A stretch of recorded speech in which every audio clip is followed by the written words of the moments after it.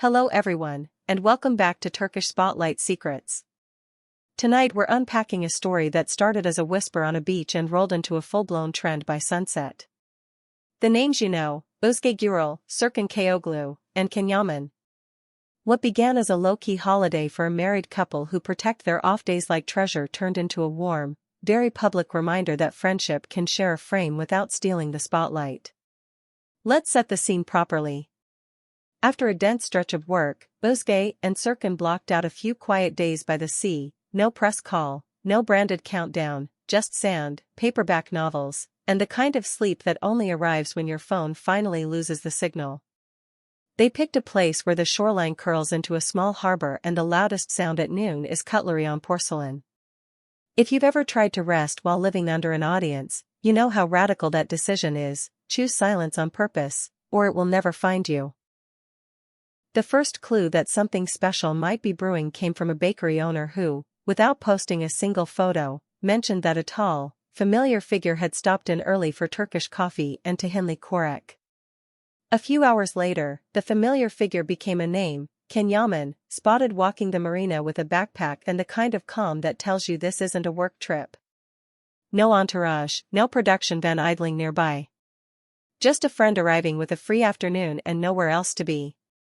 How did the three meet up? Not at a red rope lounge or a staged photo wall, but at a small waterside cafe where the shade moves inch by inch across the tables. Serkan had already claimed a quiet corner. Özge arrived with a straw hat pulled low and a paperback tucked under her arm. Kin joined them with a wave the staff barely noticed, exactly the point, and the conversation found its speed quickly, friends slipping back into an old cadence without needing to narrate it.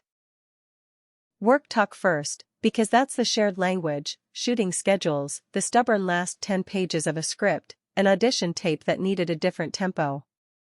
Then the wider circle, mutual friends, families, a charity drive that could use a signal boost.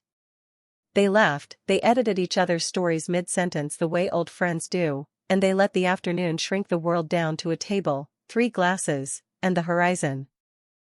The internet found out the modern way, a single, careful photo taken from a respectful distance and posted with a caption that said everything important by saying almost nothing, good days for good people. Within an hour, fan pages were stitching together mini documentaries from past interviews and behind-the-scenes clips, building a moving collage of a friendship that has always made sense to those who follow these names closely. The speculation was instant. Was this a reunion? A secret project? A surprise cameo brewing, but the energy never tipped into frenzy because the image itself didn't invite chaos. 3 people, 1 table, no performance.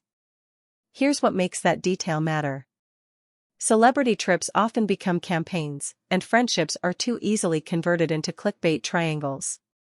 This didn't look like content. It looked like context, like the off-screen trust that makes on-screen excellence sustainable. The reason Özge and Serkan's partnership reads as effortless isn't magic. It's maintenance.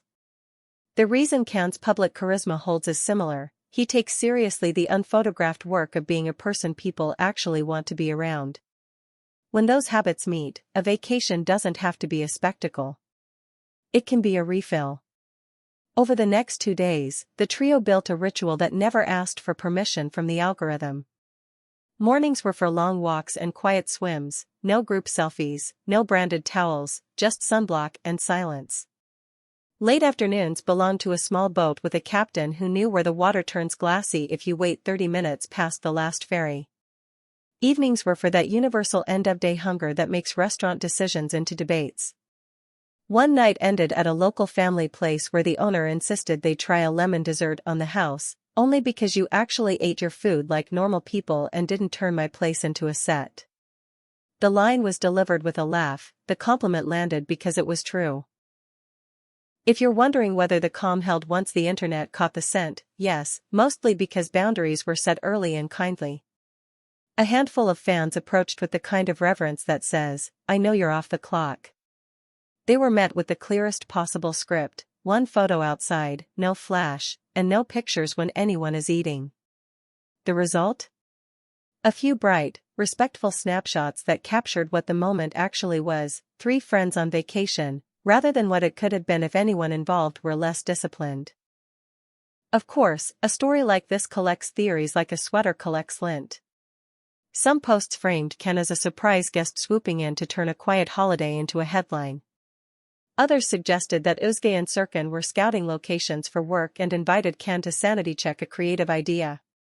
The truth, as it tends to, lived in a smaller place, plans that changed day to day, a gap in a calendar, and a friendship old enough to survive both noise and silence.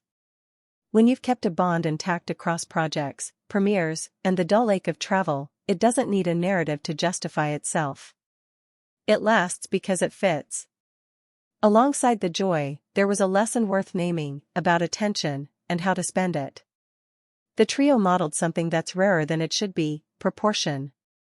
They gave fans a little window and kept the house to themselves. They didn't scold anyone for caring, and they didn't pay for every inch of privacy with a staged reveal later. They let a small truth be exactly its size. In a culture that enlarges everything until it breaks, that choice is oxygen. Let's talk briefly about work, because inevitably the question arrives, does a vacation together mean a project together?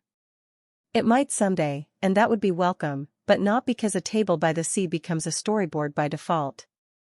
It would be because conversation on rest days often sharpens taste, what makes a scene breathe. Where have the romantic comedies lost their nerve?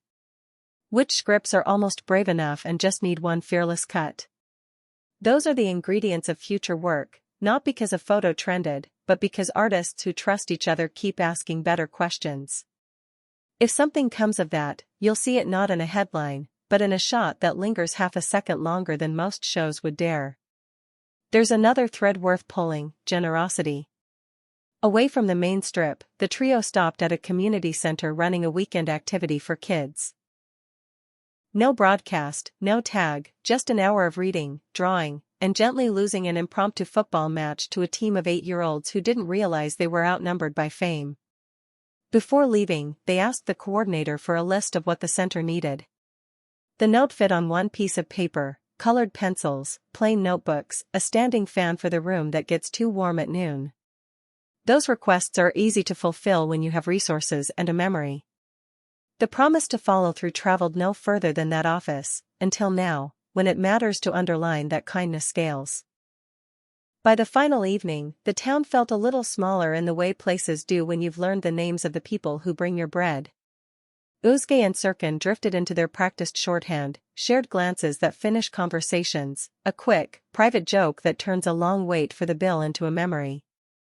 Ken wrapped an arm around the shoulders of a waiter who was trying to be professional about shaking, then refused to leave until he'd found exactly the right way to say thank you in a way that wouldn't embarrass anyone.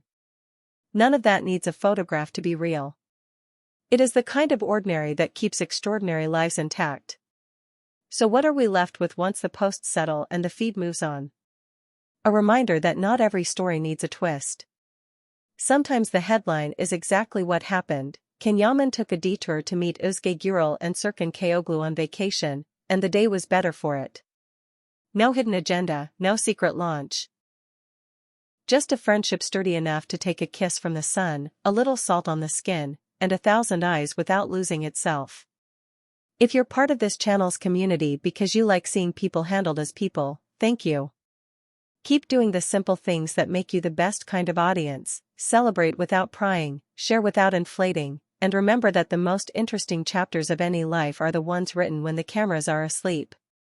We'll keep watching from a respectful distance, and when there's real news, work announced, premieres planned, causes launched, you'll hear about it here, with the same care you've come to expect. Thank you for watching Turkish Spotlight Secrets. If this story gave you a little breathing room today, tap like, subscribe, and consider joining as a member so we can keep investing time where it counts, on the slower, truer side of the timeline. Until next time, take care.